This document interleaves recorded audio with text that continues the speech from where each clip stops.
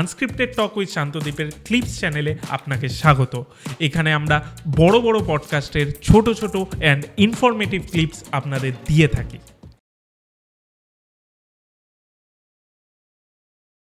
আমরা অনেক সময় দেখি যে শ্মশানে অনেক সাধুদের দেখা যায়, আমরা অনেক সময় দেখে থাকি।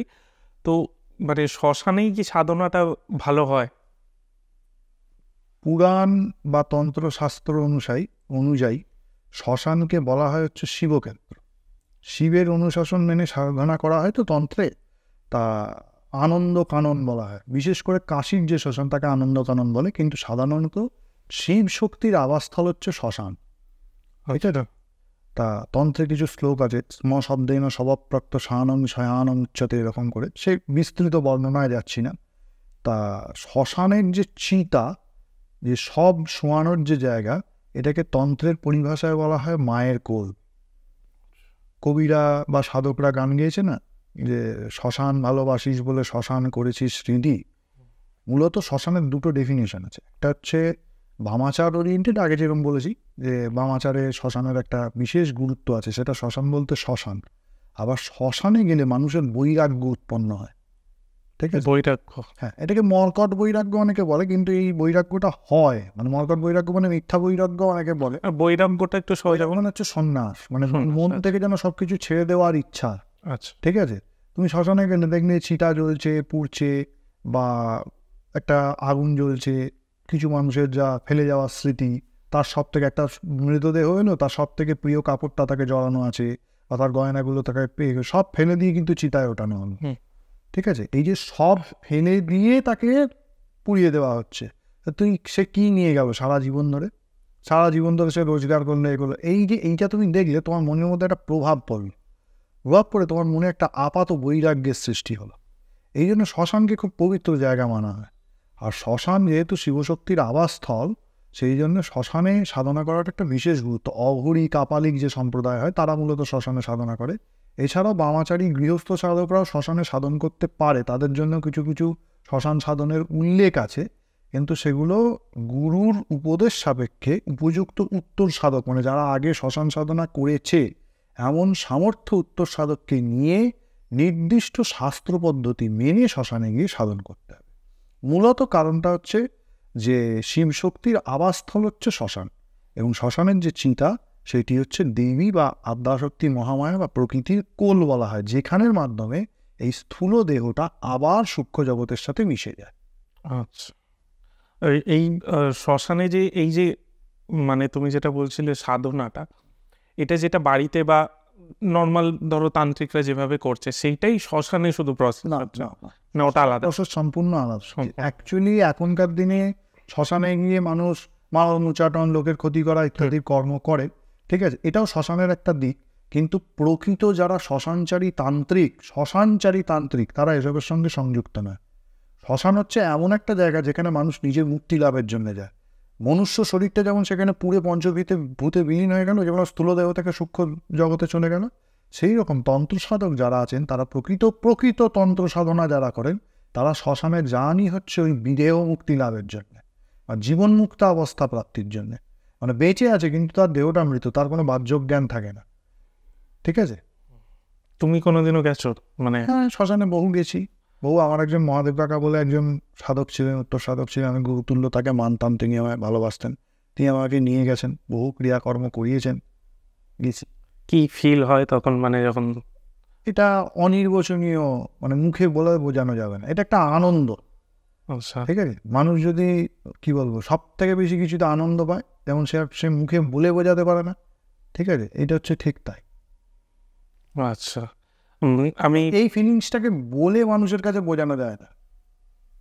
ঠিক আছে, শ্মশান সাধনার দুটো ধারা আছে, একটা হচ্ছে ওই টুকটাক মানন উচ্চাটন বশীকরণ ক্রিয়া করবো, অমুক ক্রিয়া করবো, কি তাই সে এখনকার লোকে কি ক্রিয়া বোঝে আমি জানি না, এটা একটা দিক হয়। আর একটা দিক হয় হচ্ছে নিজের যে সাধন, নিজের যে গুরুদত্ত মন্ত্র জপ, পুরস্চরণ একটা পদ্ধতি আছে, নির্দিষ্ট জপ করতে হয়, নির্দিষ্ট দেবতাদের বলি নিতে হয়, করে এই সমস্ত ক্রিয়াটা জপ, হোম, তর্পণ, পূজা ইত্যাদি যে পুরো ক্রিয়াটা রয়েছে শ্মশানে, এটা করবার পর মনের মধ্যে একটা অনাবিল আনন্দের সৃষ্টি হয়, যে আনন্দটা মানুষকে মুখে বলে বোঝাতে পারবে না।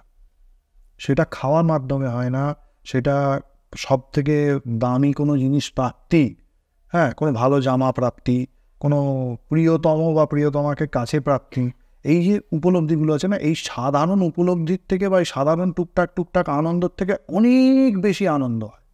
ঠিক আছে, এই আনন্দটা মানে মুখে বলে বোঝানো যায় না। ওই জন্য বললাম অনির্বচনীয়, যা মুখ দিয়ে বলে বোঝানো যাবে। এটা যে না গেছে সে জানবে না।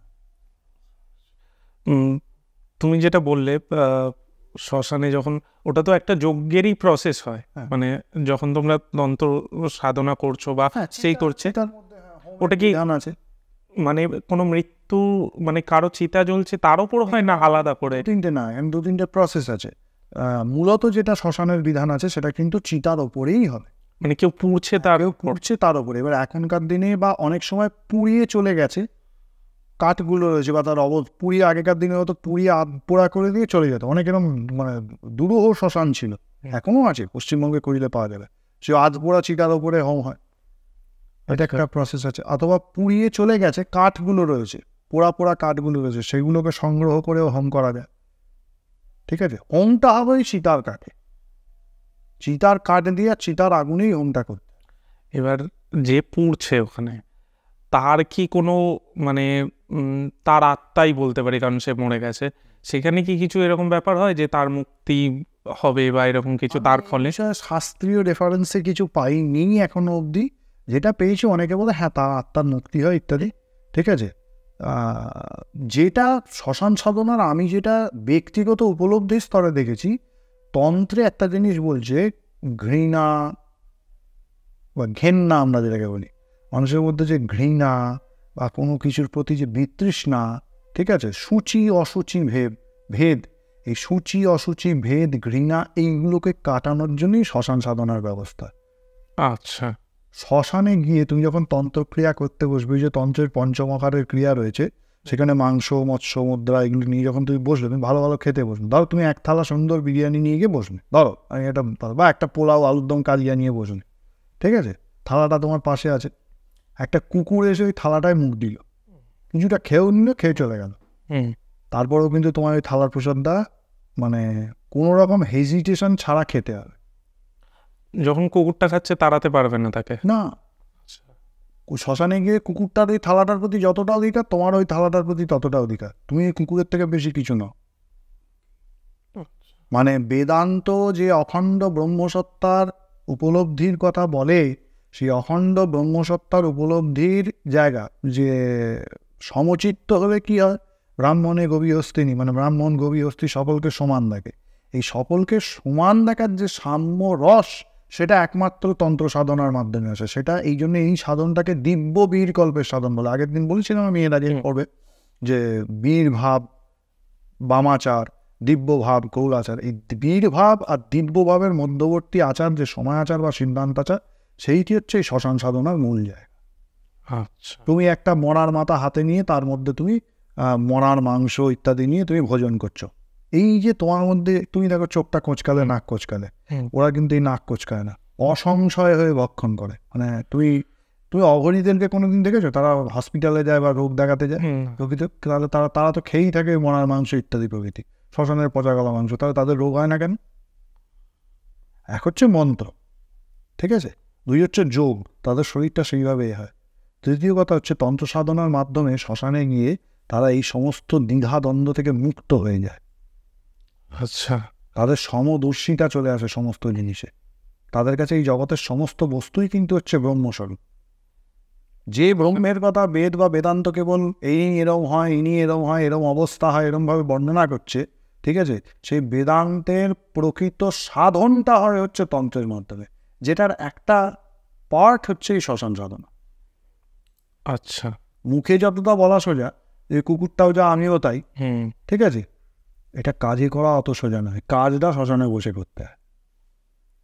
গৃহস্থের বাড়িতে নিশ্চয়ই কেউ নিজের কুকুরের একটু খাবে না, পালিত কুকুরের একটু খাবে না, শ্মশানে গেলে তাকে ওটা করতে হবে। কুকুর হোক, শেয়াল হোক, বাঁদর হোক, তাই ওই উচ্ছিষ্ট পাতে যদি এসে সে মুখ দেয়, তাহলে তুমি তাকে তাড়াবেও না, কিছু ওই পাতেই তোমাকেও খেতে হবে, হাসি মুখে, সংশয়হীন অবস্থায়। তাহলেই সেই সাধনাটা সিদ্ধ হন। আচ্ছা, খুব মানে না আমাদের জন্য একটা কেমন লাগছে obviously। যারা না, এটা তো সাধকদের জিনিস, সাধারণ। এরকমই বিভিন্ন আরও ক্লিপস পাওয়ার জন্য, আরও বিষয়ে জানার জন্য আমাদের এই চ্যানেল ইউটিএস ক্লিপসকে অবশ্যই সাবস্ক্রাইব করুন।